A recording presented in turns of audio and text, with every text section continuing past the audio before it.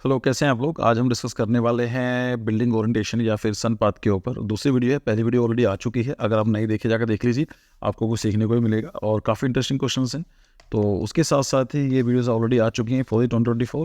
अगर आप नए आए हैं, चैनल सब्सक्राइब कर लीजिए और आपको ये वीडियो जरूर देखनी चाहिए। इसमें बहुत ही स्टेप वाइज समझाया गया है। इसी के साथ साथ जो इंकिंग चैनल है, अपना सेकंड चैनल है, वहाँ पर हम लोगों ने प्रीवियस क्वेश्चन पर डिस्कशन स्टार्ट कर दिया है। तो मतलब पिछले 5 साल के जो क्वेश्चंस आए हैं उन सबको डिस्कस करेंगे। बहुत सारे वीडियोस आएंगी, तो आप इन थिंग चैनल को भी सब्सक्राइब कर सकते हैं। वहाँ पर आप देख सकते हैं, बहुत सारा कंटेंट वहाँ पर भी आपको मिलेगा। चलिए तो स्टार्ट करते हैं। पहले तो हम समझ लेते हैं कि हम क्यों पढ़ रहे हैं इसको। अगेन यही चीज़ है कि आपका जो लेटेस्ट सिलेबस है फॉर द नाटा, उसका यहाँ पर आप देखिए तो design sensitivity as ability to observe, record, analyse people, space, protect and environment. तो यहाँ पर आपको ये टॉपिक देखने को मिल सकता है। बाकी कुछ क्वेश्चन हम लोग ऑलरेडी डिस्कस कर चुके थे और क्रैश कोर्स वगैरह लॉन्च हो चुके हैं। आप ज्वाइन करना चाहें तो ज्वाइन कर सकते हैं। नाटा सब गाइड बुक, वर्कबुक भी अवेलेबल है। क्वेश्चन नंबर 10 तक हम लोग देख चुके थे। आज हम लोग देखने वाले हैं 11 से लेकर 17 18 तक। देखते हैं कितनी देर हम लोग डिस्कस कर सकते हैं। अगेन पहला क्वेश्चन क्या है, which of the following factor is crucial for achieving a balance and comfortable indoor environment. Indoor का मतलब जो आपके घर के आसपास का इन्वायरमेंट होता है, इंडोर मतलब घर के अंदर का इन्वायरमेंट है ना, उसको बोलेंगे indoor environment. Balanced and comfortable, like सही होना चाहिए for the humans. Uniform lighting होनी चाहिए, आप बोल सकते हैं होनी चाहिए, लेकिन it should not be the prime work, है ना। ये कुछ अकेले नहीं यूनिफॉर्म लाइटिंग है और सब कुछ सही है। ऐसी बहुत सारी बिल्डिंग्स होती हैं, आप देखते हो कि लाइट तो ठीक आती है लेकिन कंफर्टेबल नहीं है। ठीक है, कॉन्स्टेंट विंड स्पीड ये भी नहीं होगा मेरे हिसाब से, कॉन्स्टेंट तो नहीं होनी चाहिए। ठीक है, ये इतना कुछ खास नहीं है। स्टडी ह्यूमिडिटी लेवल, यस हाँ, ये जो है ये मेन चीज़ है। क्योंकि अगर आपका जो ह्यूमिडिटी लेवल ऊपर नीचे रहेगा तो ये अनकंफर्टेबल हो जाएगा, है ना, बैलेंस नहीं रहेगा। हाई एयर प्रेशर नहीं, हाई एयर प्रेशर तो नहीं चाहिए होता है। एयर प्रेशर एक्चुअली यहाँ मैटर नहीं करता इंडोर लिविंग में, ये आउटडोर लिविंग में काम करता है। जब हाई प्रेशर होता है तो वहाँ पर रेनफॉल नहीं होती है, और अगर लो प्रेशर होता है तो वहाँ पर आपको रेनफॉल देखने को मिलेगी, है ना। मतलब जो रेनफॉल जो होती है, जो विंड्स का वर्टिकल अपलिफ्टमेंट होता है। देखो विंड जो होती है दो तरह से चल सकती है। मान लीजिए ये विंड है ना, ये ऐसा मूव कर रही है, हम उसको बोलेंगे हॉरिजॉन्टल मूवमेंट। देखो हॉरिजॉन्टल मूव कर रही है, लेफ्ट राइट पीछे हॉरिजॉन्टल, तो ये रेनफॉल बिल्कुल नहीं होगी। दूसरा मूवमेंट हो सकता है इस तरीके से, इसको बोलते हैं वर्टिकल वर्टिकल अपलिफ्टमेंट। ठीक है, तो जब विंड होती है, लाइक विंड क्लाउड है, ऊपर जाता है, वर्टिकल अपलिफ्टमेंट होते हैं तो वहाँ पर रेनफॉल होती है।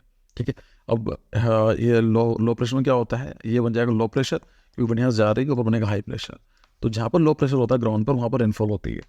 तो वर्टिकल अपलिफ्टमेंट होना जरूरी है रेनफॉल के लिए। अब वो कैसे भी करा सकते हैं आप, लाइक यहाँ माउंटेन है तो क्लाउड आया, यहाँ से ऊपर की तरफ गया तो वर्टिकल अपलिफ्टमेंट हुआ, इसलिए आपको यहाँ पर रेनफॉल देखने को मिलेगी। वेस्टर्न साइड ऑफ वेस्टर्न घाट, मुंबई केरला की साइड जो होती है, रेनफॉल लगातार क्यों होती है, क्योंकि वहाँ पर घाट्स बने हैं, वेस्टर्न घाट्स, यहाँ पर आपको देखने को मिलेगी। हिमालयस क्या है, यहाँ से हिमालय जैसे है, तो आपको देखो चंडीगढ़ और देहरादून में रेनफॉल अच्छी खासी हो जाती है। क्यों, अगर माउंटेन से है तो विंड्स ऊपर जाएंगे तो यहाँ पर रेनफॉल करके जाती हैं। ठीक है, अच्छा विंड से जब यहाँ पर पहुँचेंगे तो रेनफॉल करेंगे, लेकिन जब यहाँ पर पहुँचते हैं विंड, जो माउंटेन दूसरी साइड बोलते हैं, उसको बोलते हैं लीवर्ड साइड। क्योंकि यहाँ पर यह बोल सकते हैं रेन शेडोज रीजन। क्यों, जो भी क्लाउड होता है उसके अंदर जो मॉइस्चर होता है वो खत्म कर चुका होता है यहाँ पर ही, जब तक यहाँ पहुँचता है तो मॉइस्चर बचता ही नहीं है। लाइक एग्जाम्पल ले सकते हैं मुंबई पुणे का। मुंबई खंडाला में अच्छी खासी रेनफॉल होती है। ठीक है, और खंडाला यहाँ पर है, लोग 600 मीटर उसकी है, और मुंबई यहाँ पर है, पुणे यहाँ पर देखने को मिलेगा। खंडाला में अच्छी खासी रेनफॉल होती है, लेकिन जब ये क्लाउड उधर जाता है, पुणे तरफ जाता है, तो वहाँ वेस्टर्न घाट के दो साइड है, ईस्टर्न साइड में, तो वहाँ पर माउंटेन की तरफ दो साइड जाता है, क्लाउड्स में मॉइस्चर बचता ही नहीं है, इसलिए आपको रेनफॉल पुणे में दिल्ली के बराबर मिलती है। आई थिंक 60-70 सेंटीमीटर के आसपास है।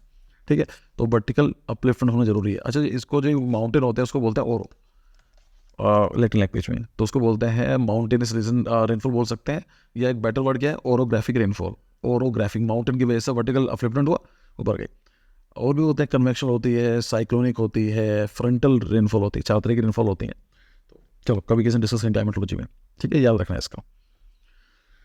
फिर आता है इन architecture design what is the purpose of clear story. ये क्वेश्चन मैंने इंकिंग चैनल पर भी कई बार दिया है, और इसमें बच्चे कंफ्यूज होते हैं कि सर ये क्या है। मतलब देखो, गोथिक आर्किटेक्चर से पहले का जो आर्किटेक्चर था, वहाँ पर प्रॉब्लम ये थी कि the interiors were generally dark, क्योंकि बहुत ही मैसिव ब्रिक यूज़ किए जाते थे, स्टोन यूज़ की जाती थी, काफ़ी हैवी रूफ हुआ करती थी, तो उसको आपकी जो वॉल होनी चाहिए काफ़ी स्ट्रॉन्ग होनी चाहिए। अब स्ट्रॉन्ग बनाए रखने का रीज़न क्या हो सकता है, आप उसमें ओपनिंग मत दो, जो ओपनिंग नहीं दे रहे हो तो इंटीरियर जो होते हैं जनरली डार्क होते हैं।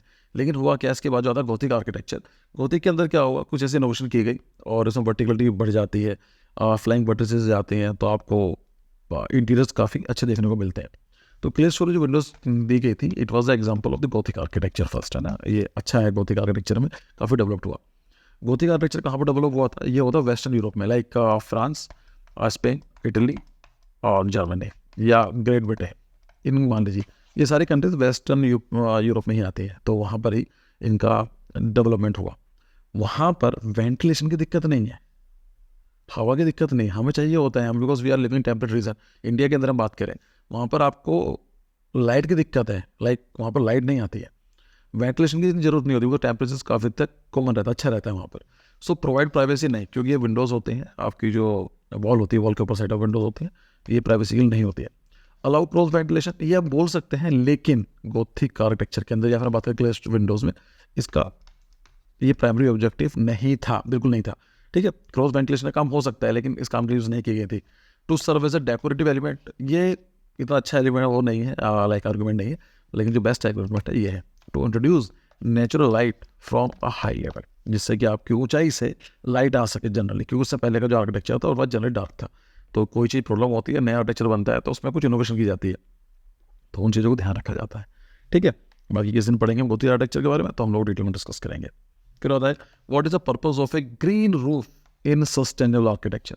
पहले हम समझते हैं कि what is the meaning of sustainable. Sustainable का मतलब सिंपल है, ऐसा समझते हैं एक तारीख को आपकी सैलरी आती है और आपकी सैलरी आती है लेट से 90,000 रुपीज़, तो आप डेली 3,000 रुपीज़ खर्च करते हैं और आपको 30 तक पहुँचते 30-31 तक आपके पास 0 बच जाते हैं। देखा जाए तो ये तरीका नहीं होना चाहिए, लेकिन इस तरीके को बोल सकते हैं सस्टेनेबल है। दूसरे तरीके ले सकते हैं, 90,000 आती है, पहले दिन आपने मजे करे और 10 तारीख तक खत्म कर देते हैं, तो it is not a way of sustainable living, है ना, ये तरीका नहीं है।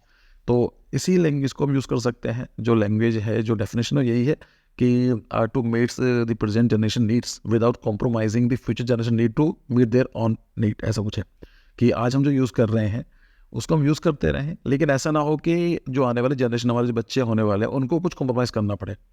जैसे आज हम लोग करते हैं ना, मास्क लगा रहे हैं, एयर प्योरीफायर लगाते हैं, तो ग्लोबल वार्मिंग है, क्लाइमेट चेंज है, आप जिम्मेदार सारी, मैं सारी जिम्मेदार हूँ, या है ना।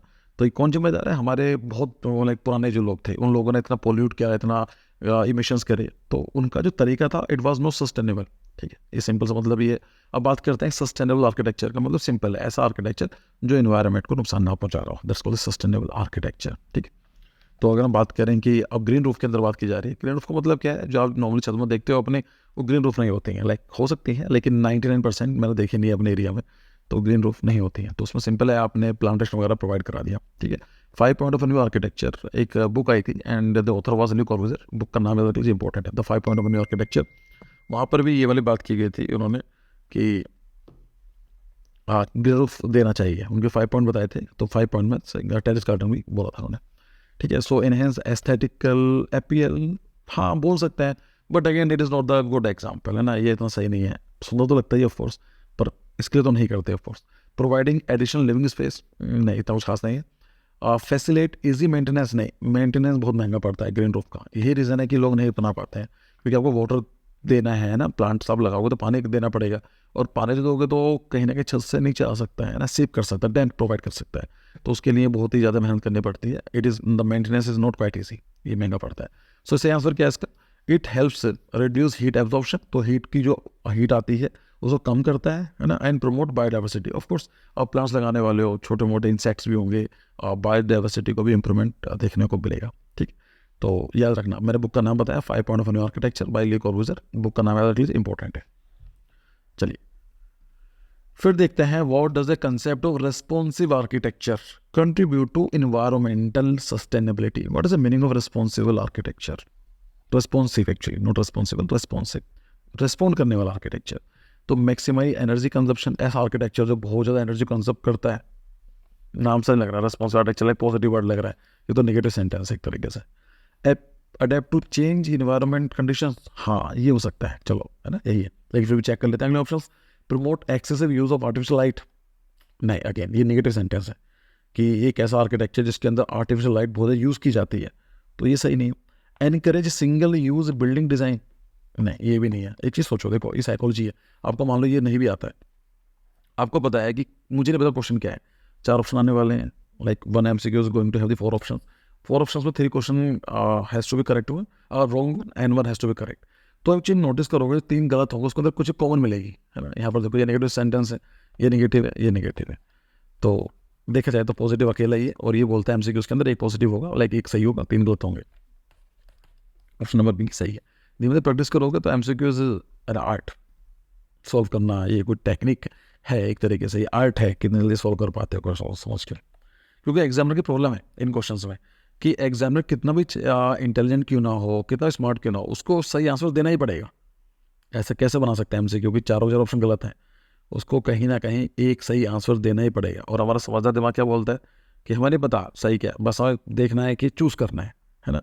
सो MCQ is not art of solving the questions, it is a art of choosing the right option. Question number 15, in sustainable architecture, आगे जो बात की थी, what is significant of the day light harvesting, क्या मतलब होता है डे लाइट हार्वेस्टिंग का? सोचो थोड़ा सा, क्या हो सकता है? ऑप्शन चेक करो। मैक्सिमाइज आर्टिफिशियल लाइटिंग, की ऐसी आर्किटेक्चर जो बहुत ज़्यादा आर्टिफिशियल लाइट, आप LED लगा रहे हो, CFL लगा रहे हो, पहले वाली जो लाइट आती है वो लगा रहे हो, बल्ब लगा रहे हो हेलोजन वाले, नहीं ये नहीं होगा। Utilize sunlight to generate electricity, कि आप सनलाइट को यूज़ कर रहे हो, उससे क्या बेनिफिट हो रहा है? To generate the electricity. ये पॉजिटिव सेंटेंस है, लेकिन हार्वेस्टिंग का कुछ ऐसा नहीं लग रहा है। तो let check other options. Maximize daylight utilization to reduce artificial lighting date, कि ये लग रहा है कि अप्रोप्रिएट है कि ऐसा आर्किटेक्चर की, लाइक आर्किटेक्चर के अंदर हम ज़्यादातर काम डे लाइट में करते हैं। डे लाइट में इसलिए करते हैं क्योंकि हमें आर्टिफिशियल लाइट नहीं चलानी पड़ती। फॉर एग्जांपल, अभी मेरे पास ये लाइट जल रही है, ये जल रही है, और स्टूडियो लाइट मैंने ऑफ कर रखी है क्योंकि हम कैमरे का ज़्यादा यूज़ नहीं है, और उसके बाद 2 ही लाइट चल रही है, पीछे एक साइड मोड चल रही है। So it is use artificial light. अगर मैं डे टाइम में यूज़ करता तो शायद मुझे इनकी लाइटिंग की जरूरत ही ना होती। वो वैसे मुझे जरूरत पड़ती है मेरे स्टूडियो में, क्योंकि मैंने पूरा क्लोज करा हुआ है। लेकिन अगर हम बात करें पढ़ाई के टाइम पे भी, तो इसको बोलेंगे कि I am using day lighting harvesting, है ना, अगर आप दिन में यूज़ कर रहे हो। प्रमोट एक्सेसिव ग्लेजिंग, नहीं ये नहीं है। So option number C is the correct one, ठीक है। चलिए और प्रश्न देखते हैं। How do pergolas contribute to outdoor comfort in architectural design? Pergola होता क्या है? इसके लिए जिसको आता है वो उनको समझ गए होंगे, नहीं आता है तो एक काम करो, वीडियो पॉज करो और गूगल पर जाओ और पूछो वहाँ पर कि परगोला होता है क्या। इमेज देख लीजिए, इंपॉर्टेंट है इसलिए बोल रहा हूँ, है ना। आप इसको देख सकते हैं एग्जाम में क्या होता है।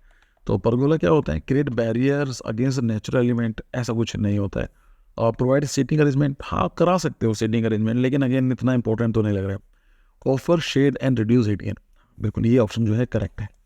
ये क्या काम करता है? जो खुला एरिया होता है वहाँ परगोलाज लगा सकते हैं। किसके बना सकते हैं? नॉर्मली वुड के बनाए जाते हैं, लकड़ी के बनाए जाते हैं। तो उसमें क्या होता है कि आपको शेड ऑफर करता है, और जब शेड ऑफर कर रहा है तो जो हीट गेन होती है उसको कम करता है, ठीक है। तो एक्टर डेकोरेटिव आर्ट में ये भी करा जा सकता है, बट अगेन जो बेस्ट ऑप्शन जो है option number C most appropriate रहेगा। चलिए 2 क्वेश्चन और देख लेते हैं। What is the primary purpose of brise soleils? जो ब्राइसोलेस इसका पर्पस क्या है इन अ बिल्डिंग डिजाइन? ये वर्ड भी इंपॉर्टेंट है।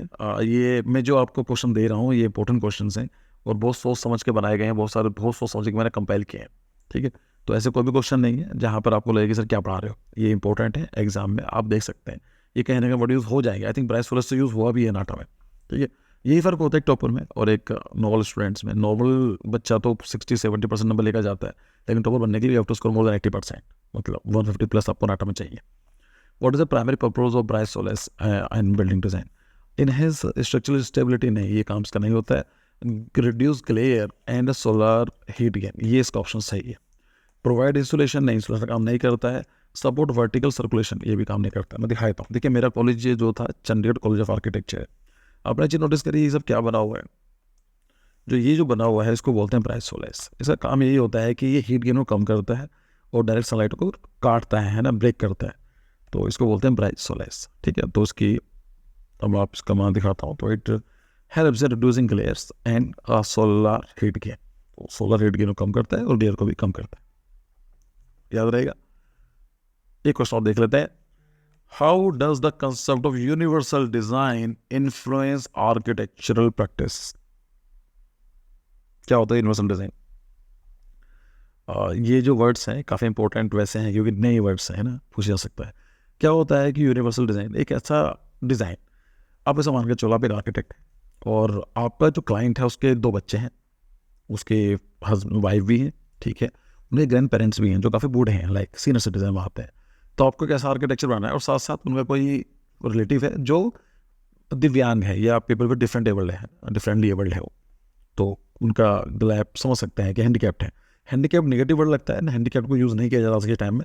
या तो आप दिव्यांग यूज़ करो कहीं से बात करते हुए, या फिर बात करो कि person with differently abled person, या बोलते डिफरेंटली एबल्ड पर्सन, वो काम वैसे ही करता है लेकिन डिफरेंट तरीके से करता है ना। तो एक ऐसा आर्किटेक्चर जो सारे के सारे जो यूजर्स हैं उनकी नीड को पूरा करे, हम उसको बोलते हैं universal design. So prioritize design based on local tradition, नहीं ऐसा नहीं है, इसको बोल देंगे कि ये ट्रेडिशनल आर्किटेक्चर बोलेंगे फिर। And encourage design that caters to diverse range of users, yes, कि बहुत सारे यूजर्स हैं, अलग अलग उनकी डिमांड्स हैं, उनको सारी डिमांड्स को पूरा करता है एक तरह का आर्किटेक्चर, हम उसको बोलेंगे universal design. Promote exclusive design for specific user group, नहीं ऐसा नहीं है, ठीक है, फिर यूनिवर्सल का मतलब ही नहीं हो पाएगा, फिर तो स्पेसिफिक डिज़ाइन हो जाएगा। Emphasize traditional architecture style, again ये नहीं है, ठीक। तो ऑप्शन नंबर जो बी है वो एकदम सही बनता है। तो आई होप आपने कुछ सीखा होगा इस वीडियो में। अगर आपने वीडियो को सीखा है, काम की लगी तो लोग बताइए, सब्सक्राइब कर लीजिए, बहुत कंटेंट आपको मिल जाएगा यहाँ पर ही, और फिर मिलते हैं नई वीडियो में। सो thank you for your time. और बाकी इंकथिंग चैनल पर प्रीवियस क्वेश्चन की प्लेलिस्ट बनी हुई है, उसमें हम लोग काम कर रहे हैं, तो जाकर देखिए, उनको बहुत कुछ सीखने को मिलेगा, ठीक है। So thank you, bye bye.